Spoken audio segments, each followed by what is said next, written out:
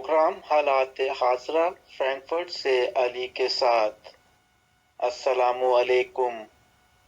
پاکستان میں مذہبی آزادیوں کی خلاف ورزی، سالانہ امریکی رپورٹ۔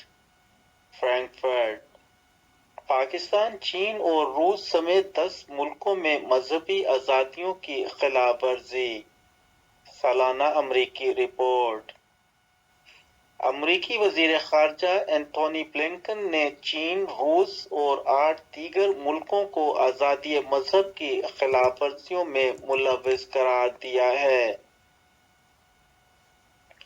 بدھ 17 نومبر کے روز جاری ایک بیان میں امریکی وزیر خارجہ بلنکن نے کہا کہ 10 ممالک ایسے ہیں جہاں آزادی مذہب کے زمرے میں آنے والی منظم، جاری، قابل مذمت نوعیت کی خلاف ورزیاں برداشت کی جاتی ہیں۔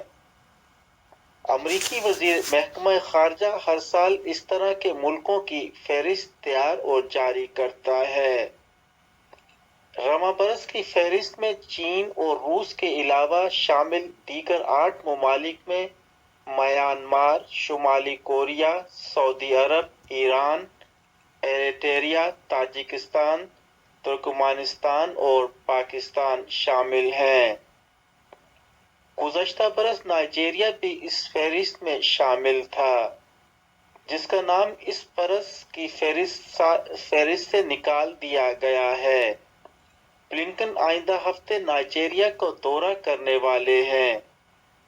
اس فہرست کی واچ لسٹ میں جن نئے ملکوں کو شامل کیا گیا ان میں الجیریا، کوموروس، نکاراگوا اور کیوبا شامل ہیں۔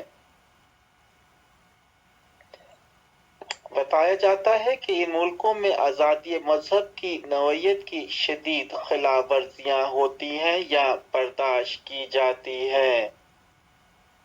امریکی وزیر خارجہ بلنکن کے بقول ہم یہ دیکھتے ہیں کہ دنیا بھر کے مختلف مقامات پر حکومتیں اپنے عقائد کے مطابق زندگی گزارنے کی اجازت نہیں دیتیں۔